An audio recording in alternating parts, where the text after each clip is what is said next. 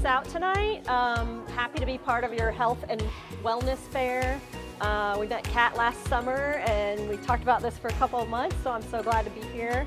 And Keith and I have a mental healthiness program for children. And so what it starts with is a book about bunnies. So we have it in English and Spanish, and we're going to tell you a little bit today about, for the adults, how to start listening more deeply and connecting more deeply, not only with your kids, but even with each other. I truly enjoyed it. I think that it's got the exact right way to handle this thing, which is just simply expressing vocabulary for emotion.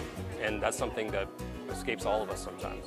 So for kids, and there's a lot of studies out there, but for all of you guys, you're probably dealing with big emotions during the day. One of the things that you might be experiencing is if you have something you want to say and people aren't listening to you, that might make you have even bigger emotions.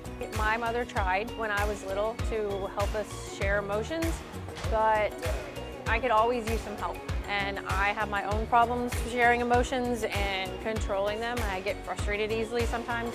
And so having them explain it and get to the deeper root of it helps a lot. I've learned a lot of times that when I'm talking to children, a big thing is waiting and giving lots of space for you to be able to get your words out. You might not know the words. So if we were sitting around and you're asking me questions about an animal, you might not know all the words, you might not have the language. So being able to express your big emotions and feelings, you might not have the words and know how to tell somebody, what you're experiencing. I think it's difficult for parents to have that knowledge nowadays. And I worked for the Wright, and I know that would have benefited a lot of the kids there, especially the adult part. I think that the educating them and really getting them to talk to their kids and have those conversations and understand them, I think is really meaningful. So what is active listening? Who's heard of active listening other than just listening? Okay, a handful. So really what it starts with, whether that's with an adult or a child or just a friend, is quiet attention. So you are there for them, you're physically next to them or across from them, but you're supporting them and allowing them to speak without interrupting.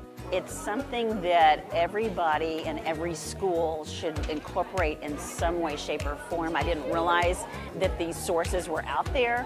I didn't realize that you have the capability of simply reading a book to your kids and having them learn how to, for instance, cope with feelings. I also didn't realize this information was available to the parents and to the teachers and to administrators. That's just a wealth of understanding and knowledge that everybody needs to incorporate in their wheelhouse.